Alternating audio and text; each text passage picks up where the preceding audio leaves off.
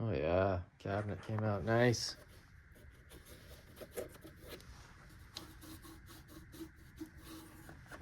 And these little patches worked out nice too. It's not gonna keep peeling on you. Pretty good. Getting closer.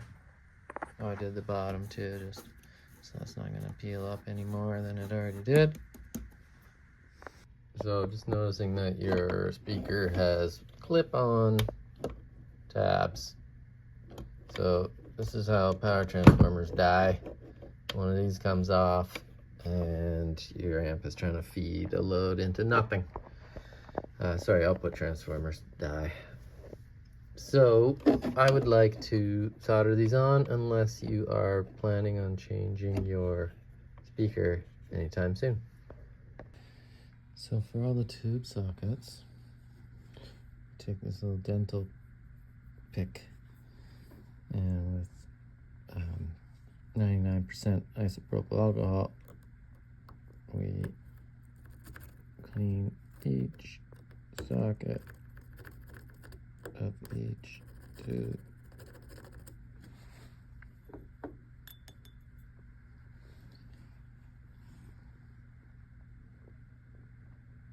And then we flush them out with a little isopropyl alcohol rinse with paper towel, wipe any excess oils or anything out of the sockets, because these are very high impedance locations, so a tiny bit of conductivity can leak from socket to socket via the oils and dirt and corrosion on the socket. So get those super nice and clean. And then we take each tube and with our super high-tech tube pin cleaner,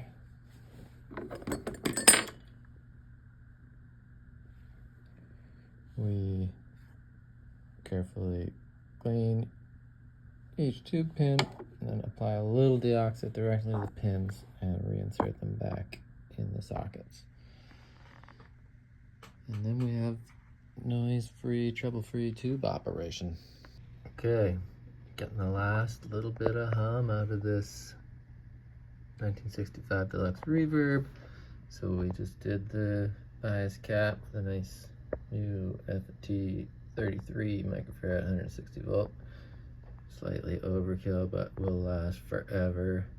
And the capacitance isn't overkill, it's a nice amount of filtering for this amp, but the voltage rating is never going to be exceeded.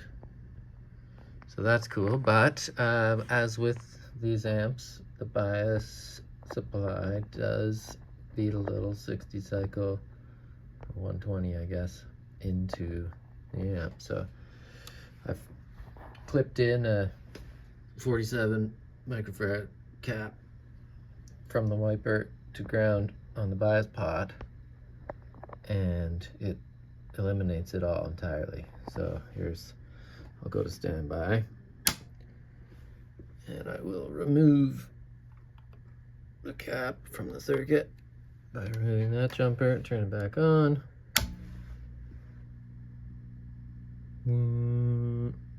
Hear the hum? That's my phone injecting some garbage in there too, but the low frequency hum is what we're talking about. So, and then I'll add this jumper back in live. Don't do this at home, kids. And we'll listen for the change in the hum.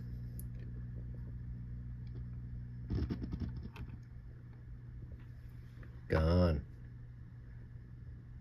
So we will solder a cap just like this resistor is on the pot.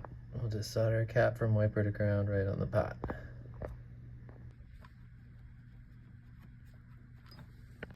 All right, just waiting for the strain relief part to come in. I'll do that tomorrow.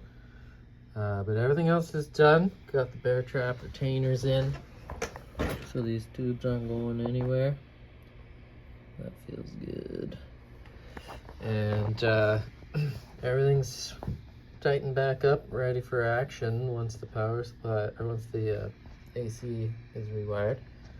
So I like to go around and tap the board and make sure there's no issues where if there's, like, you see how the board bows up here and it can flex, and sometimes that's tough on solder joints. So if I go around the board and apply pressure and we don't hear then these joints are all good, and so far they seem to be all good.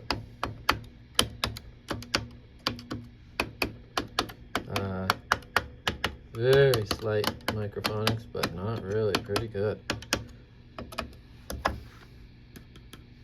This cap's always microphonic. And tubes.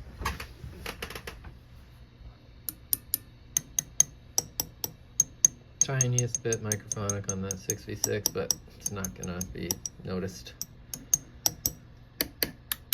Phase inverter. The inverter might be a little microphonic, actually.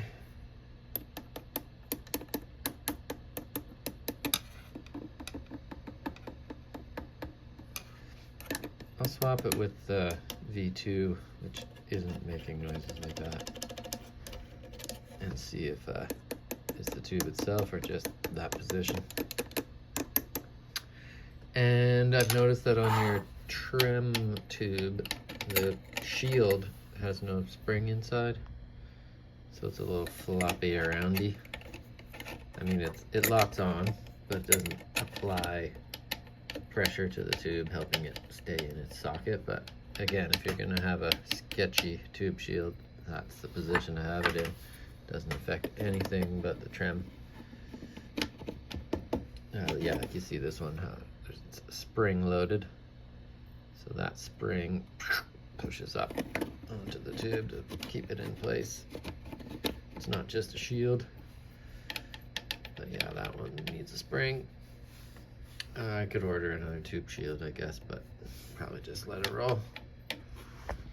And yeah, man, we're just a couple of rewirings away and a strain relief from this thing being ready for prime time. So I just discovered another little flaw here. Gotta get enough light so you can tell what I'm talking about, but the tremolo cathode bypass cap makes its ground here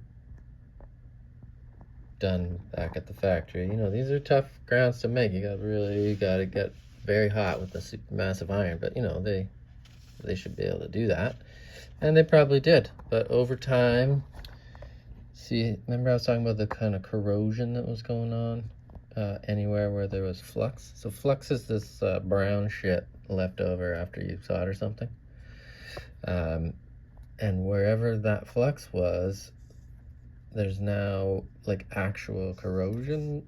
Sort of water and stuff was attracted to it whenever this was stored somewhere moist, I guess, and it's enough to sort of disrupt the joint. Check this out. If I grab this, see how that's actually moving in the solder joint?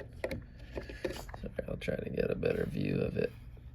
Fuck, I'm no Scorsese over here. Yeah, there we go. Look at the play there. Oh, that should not come out like that. So we're gonna reflow it. I was gonna leave this tremolo cap because it seems fine. And I think I will. Otherwise, swap it with another Sprague.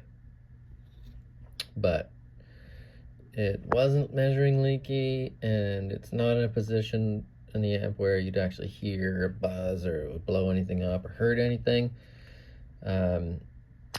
So it would just, the trem wouldn't work. So yeah, like if that came right off, the trem would stop working entirely. But if this cap goes bad, the trem will start being really tepid. Anyway, I think I'll just reflow that, add a bit of solder, and make that connection strong again. But that's the kind of shit that kind of can go unnoticed and then trouble brews. You know, it's in like a typically dark place of the amp too, right? Under that control strip, so unless you're right fucking in there, you might not see it. Oh yeah, and I desoldered your bright cap. And it's right there, ready to solder back on if you ever want to sound really bright.